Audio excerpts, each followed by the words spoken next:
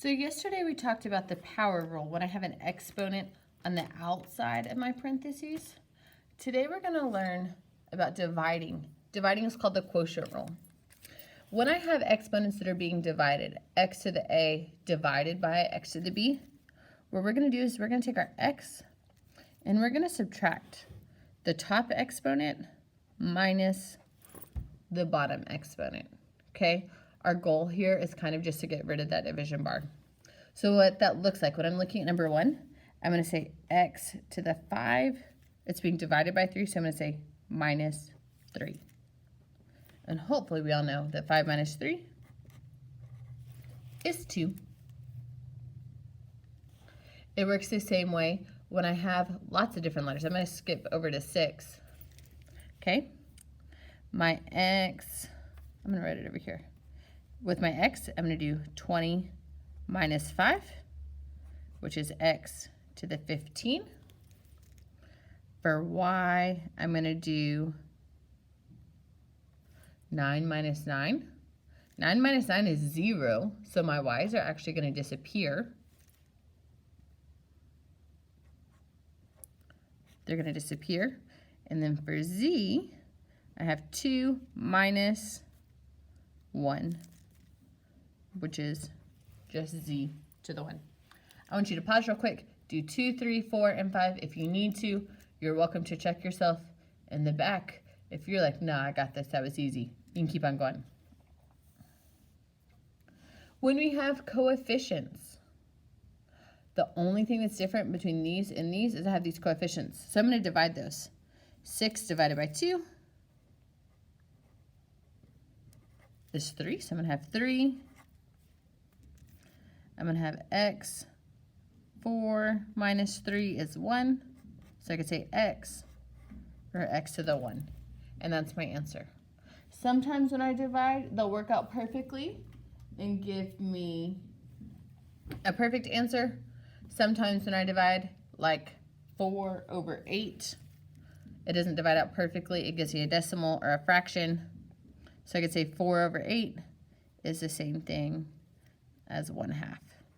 1/2, I have n to the 5 minus 1, which is n to the 4. Something that's super important that I kind of skipped over, and by now you might have already asked me this question. When I have 3 over 3, m to the 3 minus 3, which is m to the 0, it just cancels out. So I could also put it's equal to 1. Something divided by itself is equal to 1. Right here we just canceled it out because adding a 1 right there in that y spot wouldn't really make any difference. Go through number 12. I do want you to pause for a second once you finish 12. Check with your neighbor, check with me, check with the answer key, whatever. If it does not divide out perfectly, like 4/8, I want you to leave it as a fraction, not a decimal. I wouldn't want to say 0.5 into the 4. That would not be the most correct. I want to leave it as 1/2.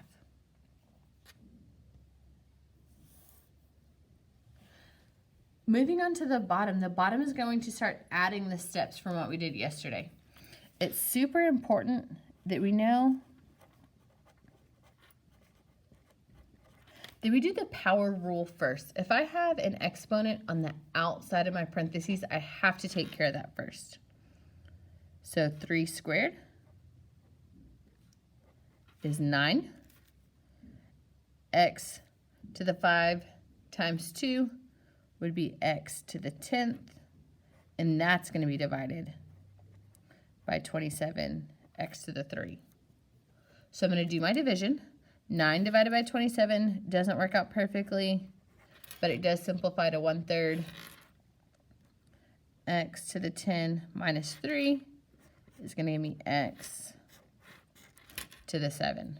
So on these questions, you have at least one power rule. Okay? Number 16, you have the power rule twice. Do the power rule first, and then do your division. If we're struggling with that power rule, let me know.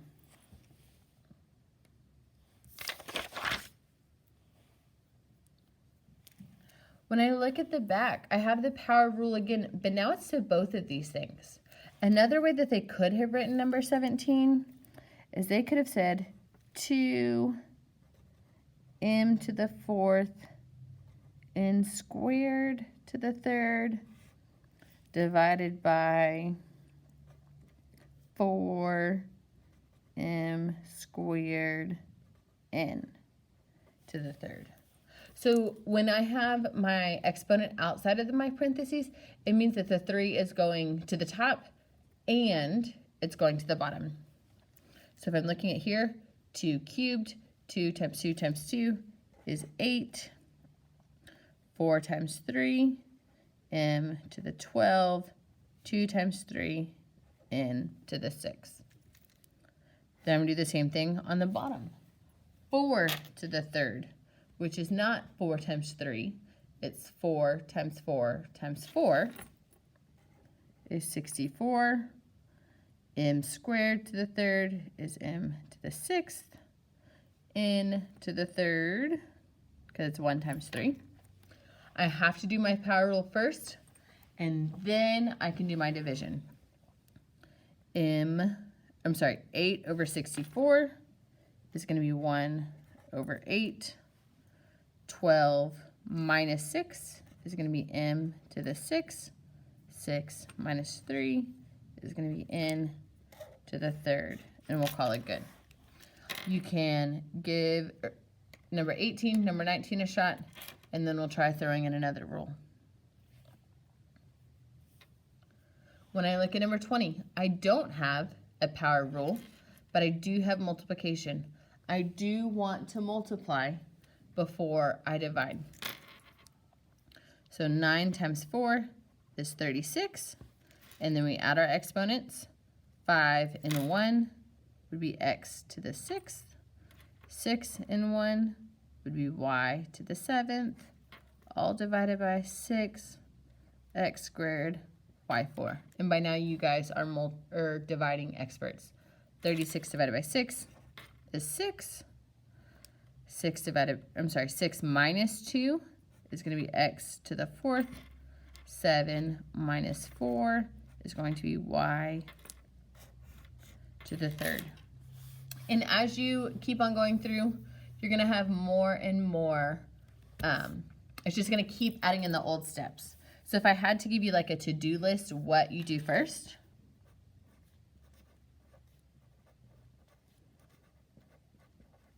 Do the power rule first. Get rid of any exponents that you have on the outside. Then you want to multiply. So if I'm looking at, let me see one that has all of them.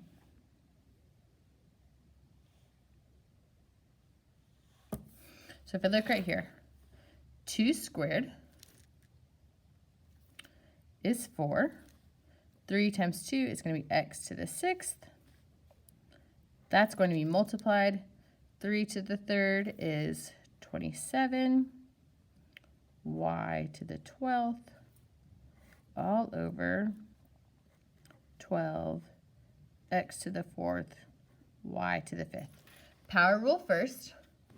Then I'm going to multiply what I have on top.